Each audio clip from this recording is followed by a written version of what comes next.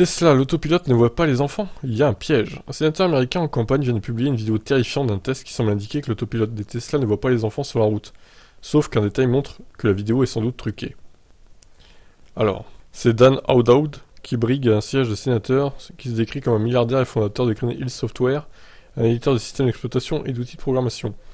Sa campagne est néanmoins assez particulière puisqu'il a décidé de l'axer sur un seul et même sujet, les dangers du système de conduite entièrement autonome de Tesla. Il a investi plusieurs millions de dollars dans des clips au vitriol contre le constructeur. Mais le dernier clip que l'aspirant édile vient de mettre en ligne semble tout de même franchir une ligne rouge. Donc le mec fait campagne pour se faire élire contre Tesla. Mais c'est de la folie là. On y découvre un test dans lequel une Tesla percute des mannequins de la taille d'enfant sans s'arrêter. La vidéo explique que le véhicule est équipé de la dernière version bêta du logiciel de conduite entièrement autonome. On peut notamment lire dans la description de notre test de sécurité sur la capacité de la technologie FSD à éviter des mannequins imitant des enfants de petite taille, a démontré de manière conclusive que le logiciel de Tesla n'évite pas les enfants et ne ralentit même pas lorsqu'un mannequin de la taille d'un enfant est droit devant. Pour le reste, cette vidéo, qui est, on vous le rappelle, un clip de mon campagne, n'hésite pas à aller d'outrance en outrance pour mieux tirer à boulet rouge contre le constructeur jusqu'à la narration à rien simpliste de ces 30 secondes. Musk dit que le logiciel de FSD est génial et qu'il va vraiment vous surprendre, mais est-ce qu'il fonctionne vraiment? Avant de montrer 3 accrochages avec les fameux mannequins et de rappeler que plus de 100 000 conducteurs de Tesla utilisent déjà la fonctionnalité en bêta-test aux États-Unis.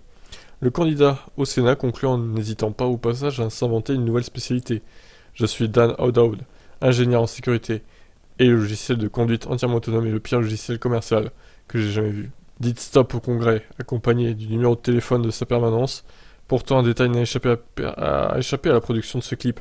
Pourtant, des indices mettent en doute le fait même que le système était bel et bien enclenché à chaque fois que la voiture a percuté un mannequin. Comme l'a rapporté Electrek, le site de campagne, lors de chaque test, la Tesla a accéléré jusqu'à 65 km/h avant que le système FSD soit engagé, à environ 100 mètres du mannequin. Dans le résultat, on peut voir que la vitesse de l'impact n'était pourtant que de 40 km/h. Electrek pense que la seule explication plausible de ces résultats est que le conducteur n'a en réalité pas activé le système et que la voiture a, contrairement à ce que dit le sénateur, décéléré dans les 100 derniers mètres avant l'impact. Mais ce n'est pas tout. Dans le clip lui-même, on voit brièvement la console de la Tesla, alors que le véhicule est engagé entre les cônes, dans la zone où le système devrait être enclenché, mais on voit clairement que le système ne fonctionne pas, vu que la prédiction de direction reste grise et non bleue, et que l'icône de l'autopilote n'apparaît pas dans le coin supérieur gauche. Oh mais c'est des bouffons, ils savent même pas truquer une vidéo correctement quoi en fait. Selon Electrek, il aurait même été anormal que le système puisse être activé à l'endroit du test, sans intervention technique.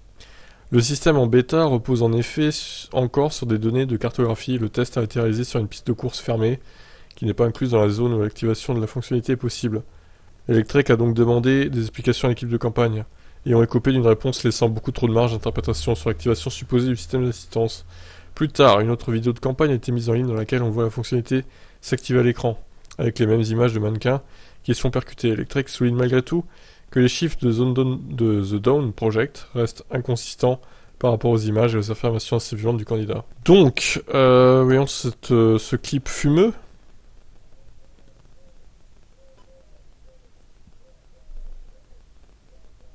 Boum!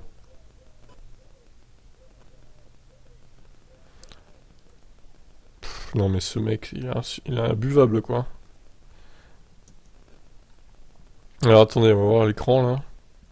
Oui, alors moi j'ai envie de vous dire, au pire, laissez cette vue jusqu'à ce que, au pire, la voiture tape le mannequin. Et là, on aura le connaître si c'est truqué ou pas en fait.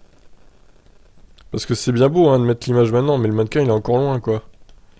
Donc j'ai envie de vous dire, faites une caméra on-board jusqu'à la fin, et on verra si vraiment la Tesla percute le mannequin ou pas, avec l'autopilote enclenché. Bon, j'ai vu sur Twitter aussi qu'il y a un mec qui demandait The Walmart Catalogue, là, je crois. Il faisait une annonce sérieuse. Est-ce que quelqu'un peut me prêter un de vos enfants, là, pour faire un test, justement, pour contredire ce sénateur. Donc là, on parle d'un enfant, un vrai enfant, hein, donc c'est peut-être un peu risqué quand même, on sait jamais. S'il y a un bug, non, vaut mieux faire ça avec un mannequin et refaire le test sur une piste, voilà, comme il a fait lui. Mais en ne truquant pas les images, de préférence. Bon, vous en pensez quoi, vous? cette affaire. Ciao.